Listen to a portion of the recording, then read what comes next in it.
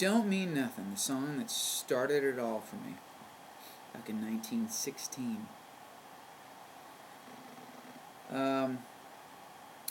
It would probably be a better story to say that Don't Mean Nothing was a song that I had written that had been rejected by every record company, and that I'd been playing in sleazy bars, and then finally I got a record deal, and it came out as the first single, and it just showed everybody. But that's not really the truth. Whereas Should Have Known Better and Endless Summer Nights were songs that I had been, showing people and trying to get a record deal on unsuccessfully. Don't Mean Nothing was written after I got my record deal, so I still had a lot of cynicism, and I was still pissed off, but I was pissed off with a record deal as opposed to pissed off without a record deal. And I just felt like there was a song that needed to say what Don't Mean Nothing says, and that musically fit that slot. I'm sort of like I was a big Eagles fan, obviously, and it sounds like a song that could have been on the Long Run album, So I cut the song and produced the song in such a way that it was just sort of a straight-ahead rock and roll song.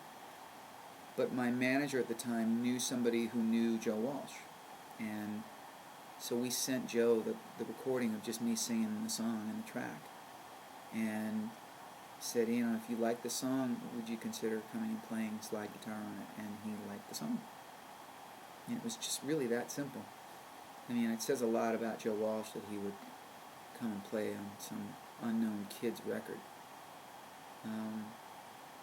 It was quite an experience. I've got photos from that day, and I've got memories of it burned in my mind.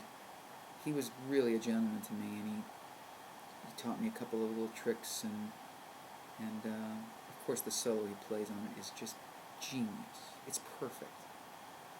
And I think, and then having Randy Meisner and Timothy Schmidt, who had never sung together in the Eagles but had sort of replaced each other, to come and have them sing all the background vocals with me on it. Having 3 Eagles on that song was huge. And not any disrespect to Randy and Timothy, but having Joe Walsh's name attached to it, I think, is what really helped get it on the radio. I don't know that Don't Mean Nothing would have been the hit that it became without that sort of pedigree attached to it of Joe Walsh. So rock stations felt like they were sort of getting a new Eagles song, and I think that was a huge lucky break for me.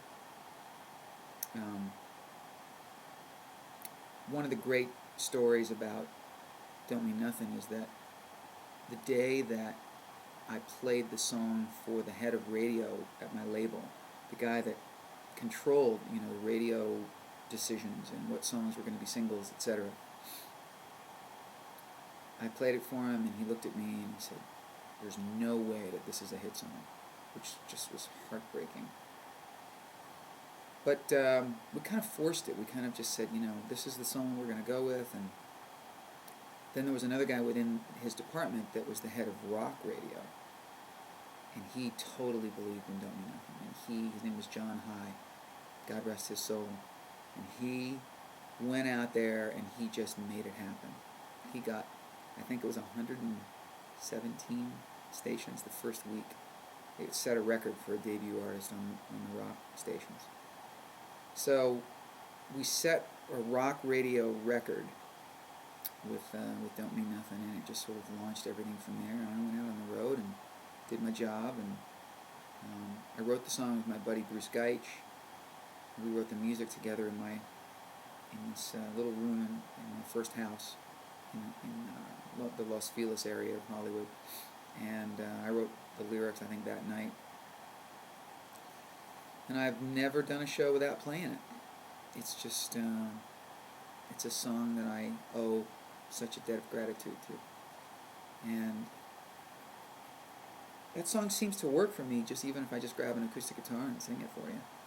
I'm not going to do that right now, but I could. And I still love this song. It's so much fun to sing. And to all of you who bought Don't Mean Nothing, the little 45, if that's what it was that started you being aware of who I am, so grateful to that song and to you for buying it.